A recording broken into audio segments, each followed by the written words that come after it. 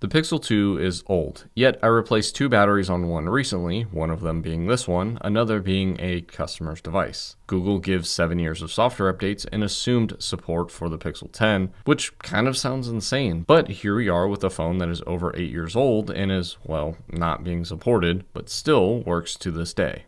But how well? Well, let's find out why the Pixel 2 is even worth reviewing now and whether it's worth buying. Now the answer is no.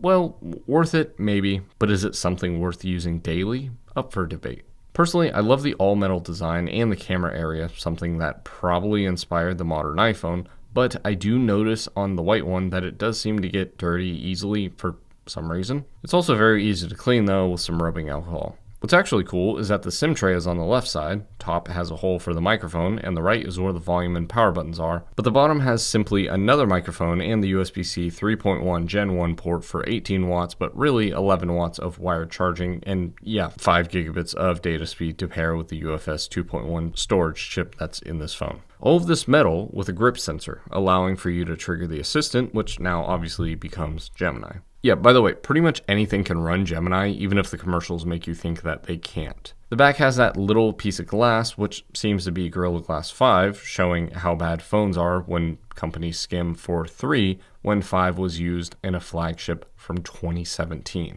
That circle on the back is called a fingerprint scanner, back when they were on the rear and even usable. You got the single rear camera, camera flash, and 2 dots for laser autofocusing, again something that should be standard nowadays. On the front, we have a glass slab with 2 cutouts that hides a third microphone and 2 differently sized speakers that sound good. They're not as loud as what you get on modern devices, but having the stereo front-facing setup is truly something to miss. On the top left, there's a large but not front camera that sits in the corner, while the middle of all this is the ironically named cinematic 1080p OLED panel that is not that bright and only 60 Hz refresh rate wise, which is not at all out of the norm for the time. The glass is also Gorilla Glass 5 and the screen is not, but it's a 5-inch display and feels very small because it kind of is. The cinematic confusion is that this is a 16:9 display, which is not a cinematic aspect ratio. There really is none besides the 21:9 style, like what the Sony Xperia 1 did,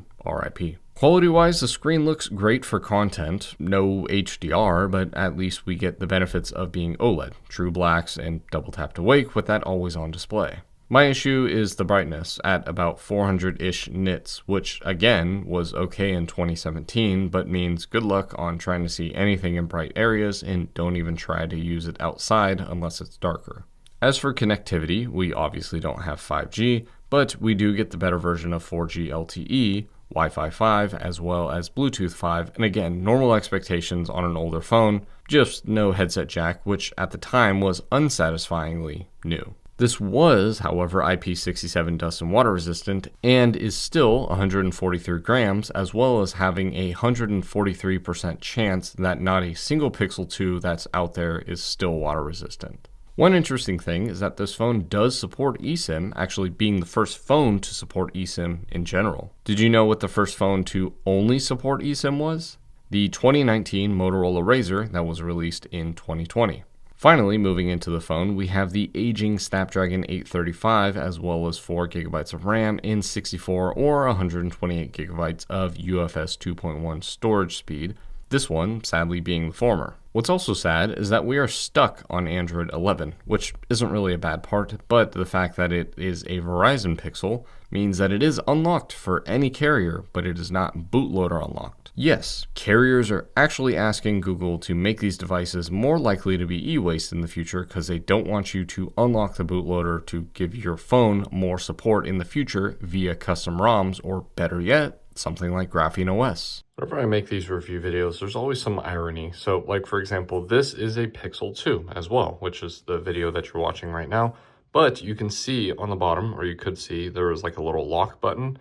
And now it looks like a little banana is showing up. Well, this is actually Banana Droid. And when I go into the settings, you can see the little banana right there, and it is running Android 14 with the January 2024 security patch. And when I scroll down here, you can actually see this is the Android 12 stuff. But yeah, this is running Android 14 because the bootloader is unlocked. So yeah, having an unlockable bootloader is definitely better than having a locked one like this Pixel 2 that I'm reviewing. Anyway, back to the review. Performance-wise, the phone is still pretty decent, but it is matching or worse than some modern budget phones thanks to that older software making the phone's OS lighter, but overall feels slower than modern 90 to 120 Hz display budget phones. For me, this phone is usable even when compared to a Samsung A15 5G, but it's not a night and day difference. This is also coming from someone who champions high refresh rate in general, but I just gotta tell you how it is. Now for the cameras, this is the almighty Sony IMX362. So apparently this is identical to the IMX363 that's in a bunch of other phones, but they changed the name for some reason. Either way, it's a 12.2 megapixel optically stabilized sensor that produces some nice and contrasty shots that people loved back in the day, and well, I'll let you be the judge. 4K 30 frames per second video, pretty standard, but I will say it's not that stabilized for having an optically stabilized sensor. As for the front camera, it's not the Pixel 3, so we have the standard 8 megapixel sensor that captures 1080p 30 frames per second video and gives decent selfies. Can you tell that this camera itself doesn't surprise me? And that's it. There's only 2 cameras, and there's a little camera bump on the back, but other than that, there's not really much to talk about, so here's some photos. Enjoy.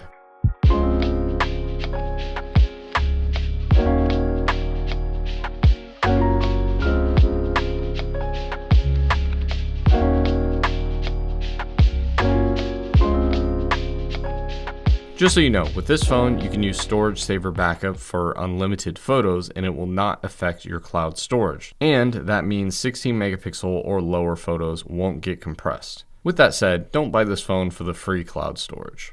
Okay, so why buy this phone? This is a small phone. Sure, 5.7 inches tall doesn't really feel small, but small screen and front-facing speakers make this size feel nice in the hand, and a light phone is also pretty nice. Using this phone, I was reminded that just a couple years ago, flagships were built nicely. But the cool thing is that the phone, as a phone, is very usable. It doesn't suffer from the deep sleep mode that budget processors of now do, where you'll watch a video and you have to pull it out of the matrix just to get it back to the home screen if you're watching it for too long. What you get is a phone that works fine. Sure, you might have to wait a second or two when opening an app, but it's not brutal. Not like this A51. If anything, it's good to do that at times. Playing games, while not bad, is not really recommended.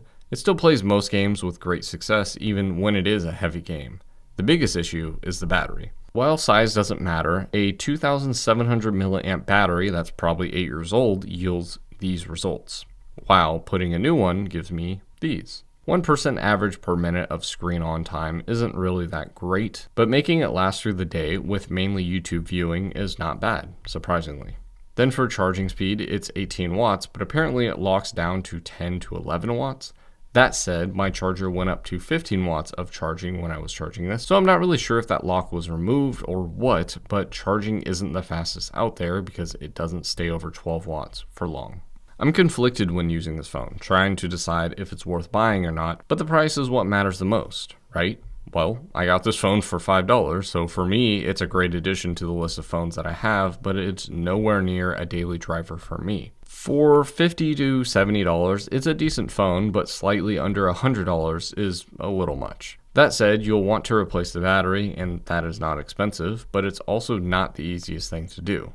But to me, I liked using this phone because it was a reminder of what we just had. We used to have phones like this, and now it's gone, just like that.